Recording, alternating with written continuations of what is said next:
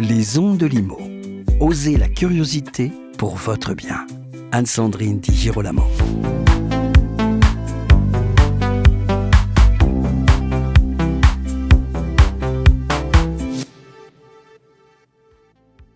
La branche architecture crée un fonds social pour soutenir concrètement celles et ceux qui font vivre les agences d'architecture au quotidien.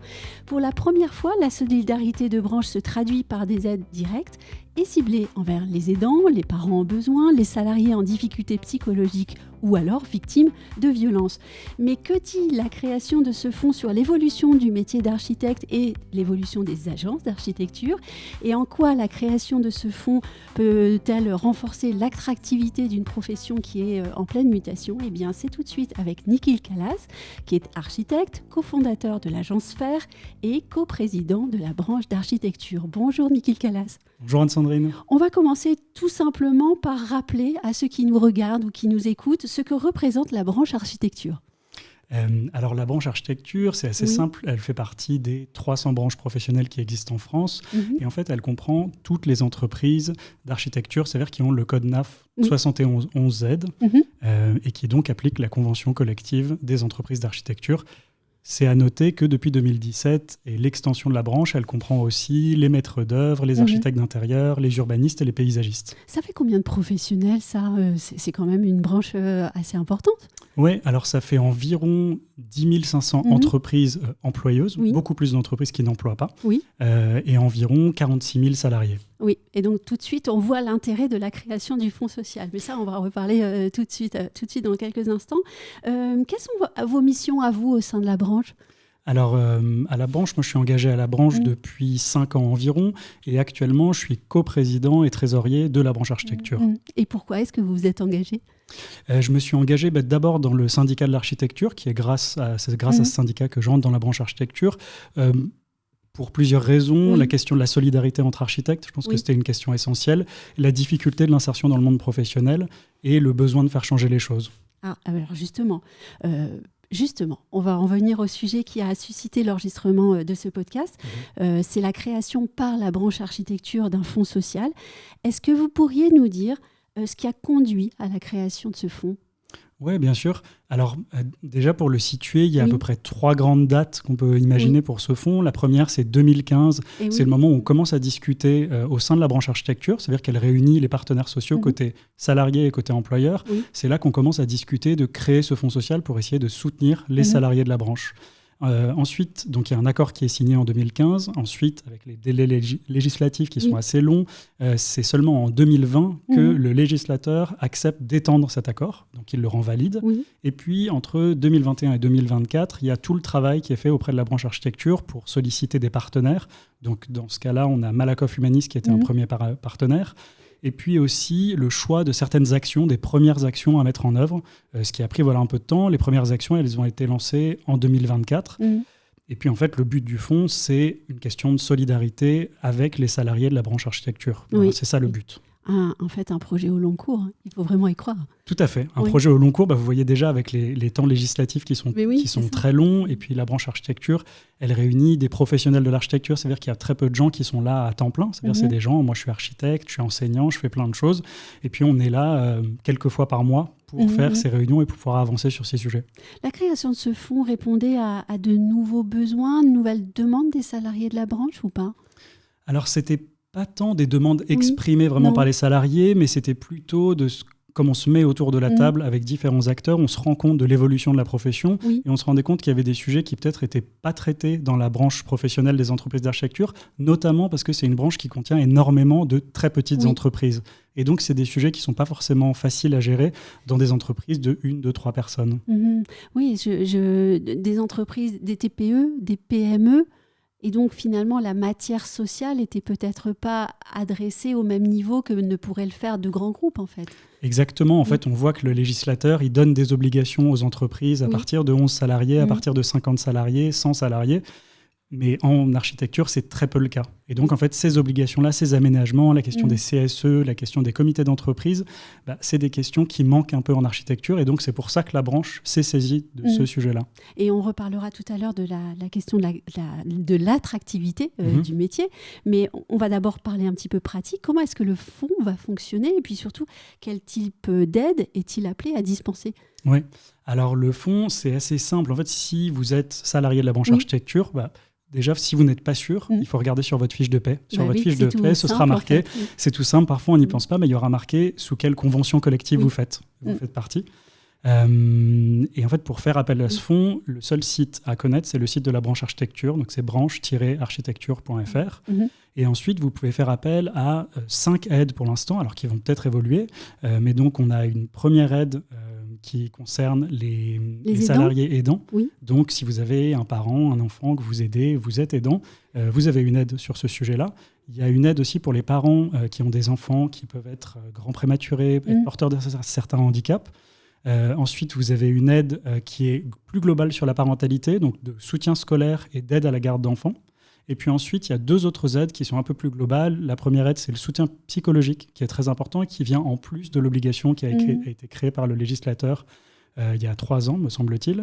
Et enfin, on a une question d'aide pour les violences conjugales ou intrafamiliales, pour aider à la fois un soutien financier et puis une prise en charge. Je suppose que vous avez dû choisir ces thèmes-là, peut-être par comparaison à d'autres thèmes. Vous avez d'abord eu ces priorités-là. Pourquoi cela et peut-être pas autre chose? Comment est-ce que vous avez déterminé vos axes de travail? Alors, ce qui est important de dire, c'est que déjà, tout le fonctionnement de la branche architecture, c'est toujours un fonctionnement paritaire. Ça veut dire qu'il y a toujours des représentants de salariés et des représentants d'employeurs qui discutent ensemble et qui déterminent les priorités. Donc voilà, c'est les différents syndicats, les différents représentants, représentantes qui ont décidé de ces premières aides, mais bien entendu, la discussion continue pour les faire évoluer à l'avenir en 2026, en 2027, pour aussi traiter de nouveaux sujets. Voilà, ça c'était les priorités qu'on avait.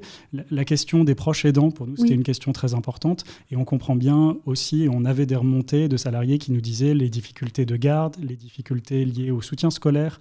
Et évidemment, un sujet dont on parle de plus en plus, qui hélas existe encore, mais la question des violences intrafamiliales, conjugales, c'est un vrai sujet, un sujet extrêmement important, et on pensait que c'était important d'apporter une aide sur ce sujet-là. Et oui, parce que derrière la création de ce fonds, il y a la question de l'attractivité des entreprises. Il faut que ces entreprises qui sont des TPE, des PME, puissent être capables d'entourer les salariés, les gens qui y travaillent, pour pouvoir les accompagner si besoin. Il faut aussi que la branche, elle change peut-être son image, qu'elle travaille à son image. Est-ce que je me trompe? Est-ce qu'on dit les choses autrement? Alors, non, enfin, je pense que ce qui est très important, vous avez raison, il y a aussi une question d'attractivité. Il y a une question, en fait, je pense que nous, on ne l'a pas réfléchi comme une question d'attractivité, mais plutôt comme une question de se dire comment est-ce qu'on garantit à des salariés un niveau de vie qui est confortable. Et évidemment, la première chose, c'est la question du salaire.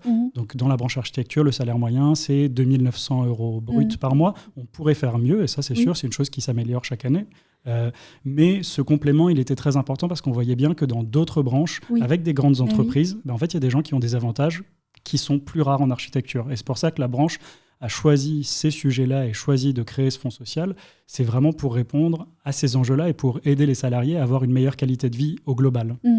Oui, on reparle de l'attractivité de ces entreprises. Sur quel point vous souhaitez travailler justement pour améliorer et puis pour donner envie à des salariés de venir travailler avec vous?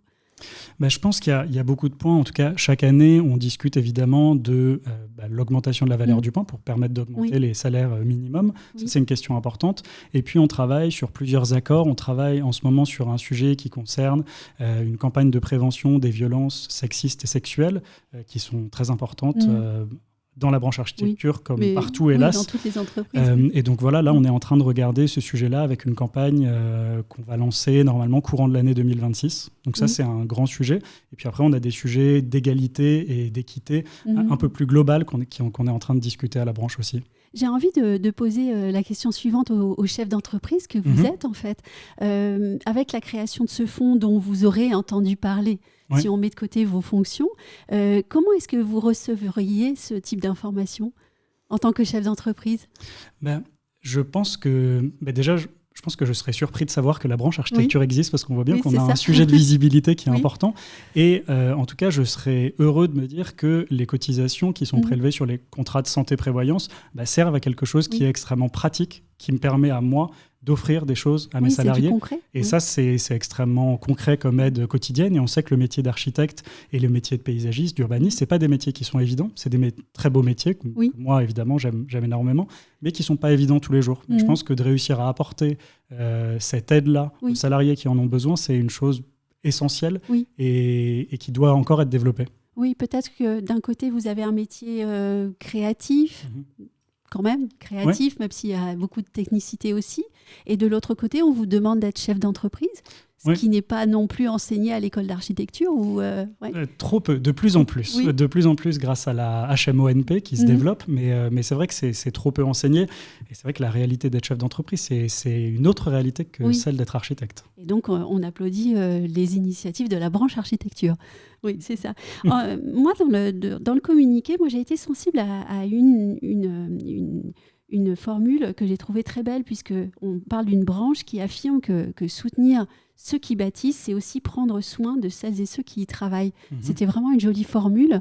Elle dit beaucoup des axes de travail et de la volonté de cette branche. Tout à fait. Et puis, je trouve que la formulation, moi, je suis très attaché à la formulation de celles et ceux. On a tendance à moins masculiniser. Et heureusement, aujourd'hui, je pense que c'est très important, d'autant plus que, en fait, quand on regarde la réalité, aujourd'hui, on a 60% d'étudiantes en architecture et 40% d'étudiants. Donc, c'est une branche qui se féminise énormément. Et c'est très bien. Et donc, je pense que c'est important aussi dans la manière dont on l'exprime. Oui, et d'où les sujets aussi liés à la maternité, aux violences conjugales, etc. Même si elles ne sont pas uniquement dans ce sens-là, d'ailleurs. On peut peut-être parler de la campagne de visibilité ? Oui, en effet, on a lancé une campagne de visibilité avec donc 5 visuels qui illustraient les 5 aides dont on a parlé précédemment. On l'a lancée en 2025 sur les réseaux sociaux. Elle va être amenée a priori en 2026 à être relancée. Et on avait aussi envoyé quelques fascicules dans les différentes agences d'architecture. Est-ce que je peux vous demander poser une petite question surprise ? C'est quoi le projet d'après ? Ah, difficile. Projet d'après, mais comme je vous le disais, je pense que le grand projet là, sur lequel on travaille, notamment avec le comité, on a un comité dédié sur l'égalité professionnelle entre les femmes et les hommes. C'est ce projet de campagne de sensibilisation qui est un sujet auquel personnellement je suis très attaché. J'accompagne ce comité depuis le début, donc depuis plusieurs années. Donc c'est ça, en tout cas, le grand projet que moi j'ai en tête pour 2026, c'est celui-là. Et on vous encourage vraiment. Et je vous remercie d'avoir partagé avec nous la création du Fonds social de la branche architecture. Peut-être reviendriez-vous plus tard pour nous en parler, pour parler de l'évolution de ce fonds aussi. Mais avec grand plaisir. Et puis je reviendrai avec plaisir vous parler aussi de la campagne de prévention quand elle sera lancée. Et voilà. Et merci à vous qui nous écoutez ou qui nous regardez. Si vous avez aimé ce podcast, partagez-le. Faites savoir qu'il y a la création de ce fonds par la branche architecture. Partagez donc le podcast sur les réseaux, likez-le et on se retrouve très vite pour un nouvel épisode. Retrouvez les Ondes de Limo sur ondedelimo.com, les réseaux sociaux et la newsletter.